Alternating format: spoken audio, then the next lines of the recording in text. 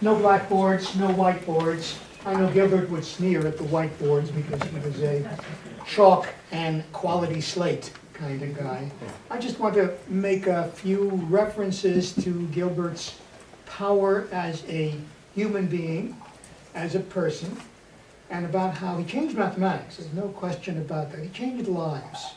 He was a very human, very interesting person. I tried to make myself some notes. I didn't want to ramble too much.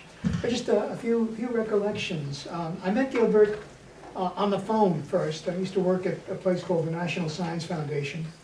And I was the proverbial, I don't want to be sexist, but I was the millionaire's wife. Daughter, millionaire's daughter. Everybody wanted to marry me.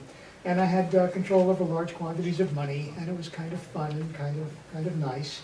But I took the job kind of seriously, and people needed to know whether they were going to get their summer salary funding so that they could make decisions and plan for the future.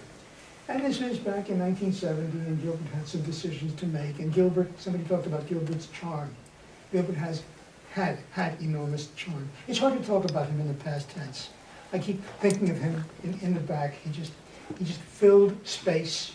He was, when he was around, you always know he was around. It's hard to say this without choking up.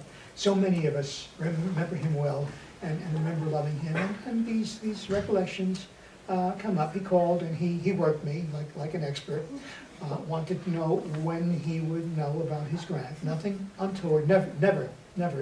The ethical boundaries were clear. There was never anything inappropriate that was asked for or granted. Gilbert was, I shall say, obsessed with quality and with standards and with mathematics. And that's how I remember him, and that's how I want to think about him. I'm not going to talk for a long time. I see people looking at watches. I understand that. But there are a few things I want to cover. He filled space. You always knew he was around. He was, for a long time, the math seminar. When I worked at the NSF, he was, and NSF, what we did as the National Science Foundation, for those of you who may not be from this country, we would try to evaluate projects and people and things like that, and you always would go to leading figures in the field. The Nebraska farmer, outstanding in his field. And Gilbert was a terrible leader, as was Magnus. They were each incapable of speaking ill of people. Ideas, they would criticize. Gilbert was generous to a fault. And those of you who have worked with him know how generous he was. Know how generous he was with students, his and others, with colleagues, with the sharing of ideas. Alexei talked about the problems that he would have. And he knew what kind, and he had so many ideas. And he had so many problems. There was so much under that grayish hair. The way in which he shared his ideas, the way in which he helped people, the way in which, we all know, his work lives in the publications of many others. We know how many people have gotten promotions and tenure because of, directly or indirectly, because of Gilbert's assistance. Nothing wrong with that. Ideas, help. He was incredibly creative on many fronts. He loved toys. He loved technical toys. He has a wonderful collection of fountain pens. He loved computers. It was an interesting story about the computers, but Mary knows it. But the first big computer that we gave to an individual at NSF was due directly to the fact that Gilbert had some really interesting ideas. The ideas were amazing. They just kept on coming. And so he loved toys, but many of his toys were mathematical ideas, mathematical constructs, mathematical concepts. They were all toys to him. And he loved them all, and he played with them all, and he put them down, and he picked them up, and he put them down. Martin and Alexei sort of described that in a much more technical way than I am. It was wonderful watching the joy he had in mathematics and in mathematicians and in talking to people.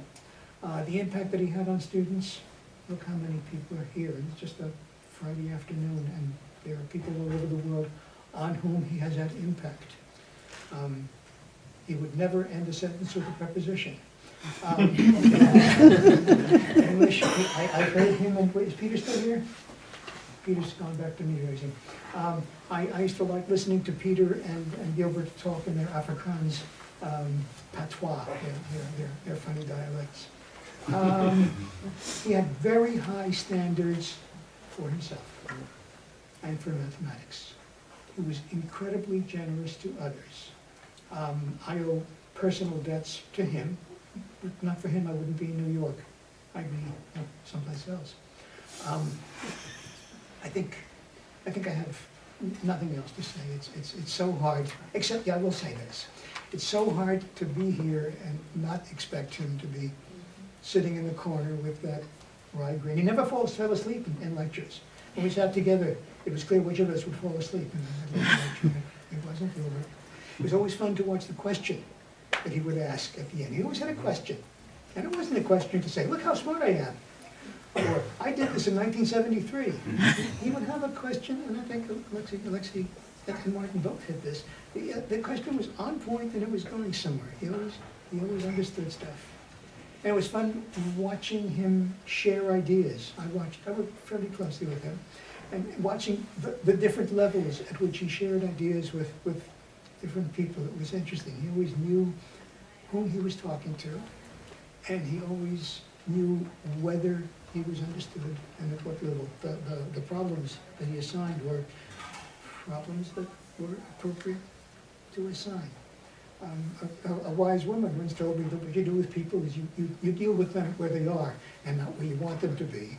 And Gilbert did that with his students, and less so with his colleagues, but certainly with his students and certainly with many of his collaborators.